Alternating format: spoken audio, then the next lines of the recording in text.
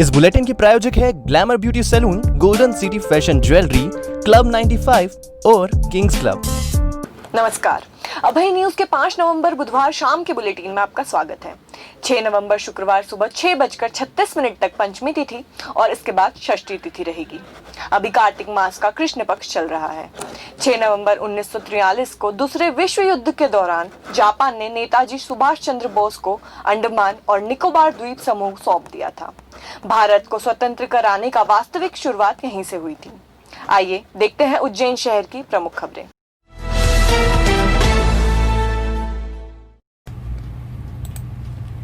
तेरह साल पहले दूध बांटते बांटते दिल बांट बैठे आशिक आवारा को आखिरकार पुलिस ने धर ही लिया है।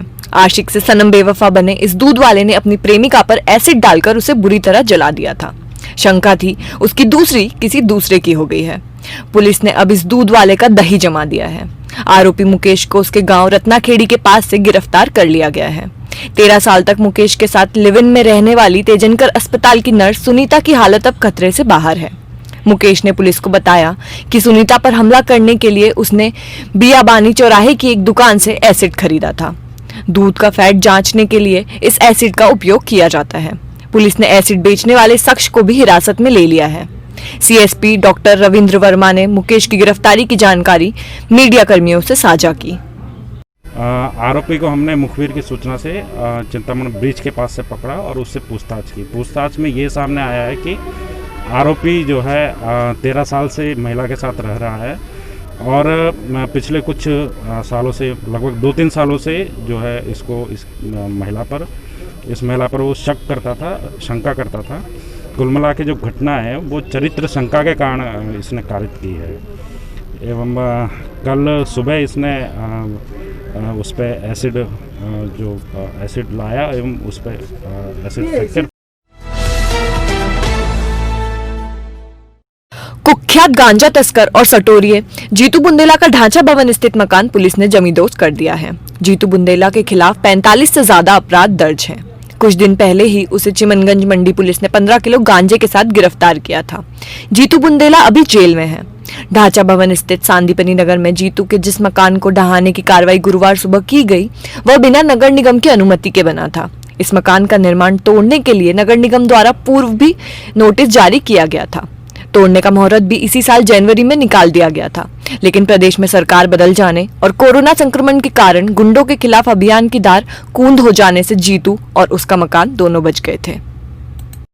ये नगर निगम द्वारा कार्रवाई की जा रही है। एडमिनिस्ट्रेशन और पुलिस यहाँ पर लॉ एंड ऑर्डर के लिए है। जीतू बुंदेला एक आदतन अपराधी है जिसके विरुद्ध 44 अपराध पंजीबद्ध है। एनएसए की भी कार्रवाई की गई है। आज कई रेगुलरिटीज पाई गई है नगर निगम द्वारा, इसलिए ये कार्रवाई की जा रही है। उज्जैन शहर में स्मार्ट सिटी के वाहनों में जीपीएस लगाने वाली कंपनी के खिलाफ अब स्मार्ट सिटी कंपनी ने ही धोखाधड़ी करने की रिपोर्ट दर्ज कराई है। इस कंपनी ने फर्जी दस्तावेजों के आधार पर टेंडर हासिल किया और इसके बाद काम भी पूरा नहीं किया। आधे अधूरे काम के एवज में कंपनी को 45 लाख का भुगतान भी कर दिया गया। मामला 2017 का है। स्मार्ट सिटी कंपनी ने बसों व अन्य लोक उपयोगी वाहनों में जीपीएस सेट करने और वाहनों की मॉनिटरिंग करने का टेंडर मेडर्स रिसाइड ऑटोमेशन व रोबोटिक्स कंपनी को सौंपा था। जयपुर की इस कंपनी का सर्वा मोहित अग्रवाल नामक एक शख्स है। यह टेंडर 98 लाख रुपए का था। स्मार्ट सिटी कंपनी के ई गवर्नेंस मैनेजर सचिन पिता एसके जैन उम्र 40 साल निवासी ऋषिनगर ने बुधवार को माधवनगर थाने में कंपनी के डायरेक्टर के खिलाफ एफआईआर दर्ज कराई। एफआईआर के मुताबिक वाहनों में जीपीएस सेट करने वाली कंपनी ने अपना काम पूरा नहीं किया और अलग अलग समय में कंपनी से 45,10,000 रुपए भुगतान भी प्राप्त कर लिया। कंपनी के टेंडर डॉक्यूमेंट्स की जांच से खुलासा हुआ कि उसने टेंडर हासिल करने के लिए जो एक्सपीरियंस सर्टिफिकेट लगाए थे वे फर्जी थे। टेंडर लेने के लिए इस कंपनी ने बंगाल स्टेट कॉर्पोरेशन का एक्सपीरियंस सर्टिफिकेट लगाया था। जांच में पता चला कि बंगाल स्टेट कॉर्पोरेशन ने ऐसा कोई सर्टिफिकेट जारी नहीं किया था।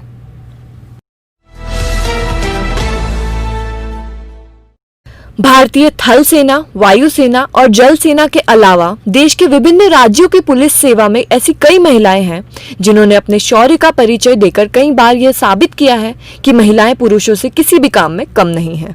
हमारा शहर उज्जैन भी महिलाओं के इसी शौर्य का साक्षी बना है। होमगार्ड में पदस्थ मध्य प्रदेश की 56 चुनिंदा महिला सैनिकों ने गुरुवार को गंभीर डैम पर अपने शौर्य का परिचय दिया। इन महिला सैनिकों ने आपदा के दौरान राहत और बचाव की वो मॉक ड्रिल कर दिखाई जो शायद सामान्य पुरुषों के लिए भी संभव नहीं है। मध्य प्रदेश के विभिन्न जिलों में पदस्थ 56 महिला सैनिक पिछले 1 माह से उज्जैन मुख्यालय पर स्टेट डिजास्टर रिलीफ फोर्स की ट्रेनिंग ले रही हैं।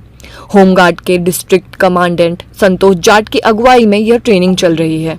गंभीर डैम पर महिला सैनिकों ने बाढ़ के वक्त लोगों की जिंदगियां बचाने की मॉक ड्रिल की। यहाँ की जो महिला ब्रिगेड हमने बनाई और महिलाओं को आपदा प्रबंधन के लिए हमने तैयार किया। पिछले 1-1.25 महीने से ये कोर्स हमारा चल रहा था और इसमें कई प्रकार का जो आपदाओं को लेकर के जो स्किल थी उसको डेवलप करने के लिए ये महिलाएं जो आप देख रहे हैं ये सुबह 5:30 बजे से लेकर के रात के 9 बजे तक घनघोर मेहनत कर रही थी, खून पसीना बहा रही थी और इसमें पूरी मास्टर ट्रेनिंग टीम जो लगी थी वो भी लगी थी। और आज हमने यहाँ गंभीर डैम में एक डेमोन्स्ट्रेशन मॉक ड्रिल कम ट्रेनिंग का प्रोग्राम रखा था। अनुपम टीवीएस लेकर आए हैं दीपावली का महाधमाका ऑफर। यहां वाहनों की खरीदी पर आप पाएंगे सुनिश्चित उपहार, एक्सचेंज का भी जबरदस्त ऑफर, न्यूनतम डाउन पेमेंट और आसान लोन के साथ कम ब्याज दर पर इस दीपावली घर ले जाएं अपना वाहन। अनुपम टीवीएस, सांवेर रोड, उज्जैन। अतिरिक्त विश्व बैंक कॉलोनी में रहने वाली 31 साल की एक महिला ने बुधवार गुरुवार की दरमियानी रात अपने घर में फांसी लगाकर आत्महत्या कर ली है। परिजनों का आरोप है कि नगर निगम में पदस्थ एक ड्राइवर की हरकतों से परेशान होकर इस महिला ने फांसी लगाई है। आत्महत्या करने वाली महिला का नाम ममता पति घनश्याम मकवाना है। 2 बच्चों की मां ममता का पति घनश्याम ड्राइवर है और वह ट्रक लेकर बेंगलोर गया हुआ है। ममता ने बुधवार को करवा चौथ का व्रत रखा और मोबाइल फोन पर वीडियो कॉल कर अपने पति का चेहरा देखकर व्रत तोड़ा। उसके घर के नजदीक ही रहने वाला तेजकरण परमार भी ममता के पास पहुंचा और खुद की पूजा करने के लिए ममता पर दबाव बनाने लगा। तेजकरण परमार पहले भी ममता को काफी परेशान कर चुका था। खुद ममता ने कुछ वक्त पहले उसके खिलाफ चिमनगंज मंडी थाने में रिपोर्ट दर्ज कराई थी। वह तेजकरण परमार की हरकतों से त्रस्त हो चुकी थी। बुधवार रात तेजकरण परमार के साथ विवाद के बाद ममता ने अपने घर में फांसी लगा ली। अंकपात मार्ग पर गुरुवार सुबह मोबाइल फोन लूट की एक घटना हो गई है। पटेल नगर कॉलोनी में रहने वाले अनूप पिता सुनील शर्मा के साथ ये लूट हुई है। पॉलिटेक्निक के छात्र अनूप ने 1 महीने पहले ही 17,000 रुपए में यह मोबाइल फोन खरीदा था। सुबह वह अंकपात मार्ग पर सैर करने निकला था। बाइक सवार 2 युवक अनूप के पास से गुजरते हुए उसका फोन झपटते हुए आगे निकल गए। इन दोनों ने ही मास्क पहन रखा था। फोन छीन जाने की घटना के बाद अनूप 17,000 रुपए का बिल लेकर चिमनगंज थाने पहुंचा और अपने साथ हुई घटना की पुलिस कर्मियों को जानकारी दी।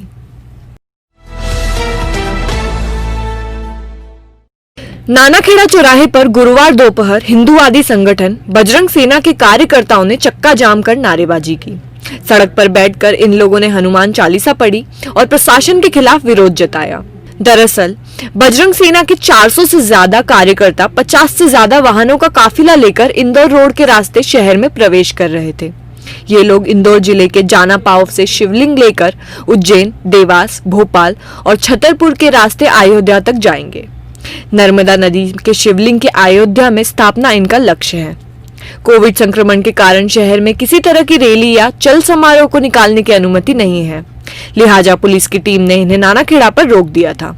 विरोध जताए जाने के बाद पुलिस और प्रशासन के वरिष्ठ अधिकारी मौके पर पहुंचे और विरोध करने वाले बजरंग सेना के कार्यकर्ताओं से बात की। इन्हें सोशल डिस्टेंसिंग का पालन करते हुए रामघाट तक पहुंचने की अनुमति दे दी गई है।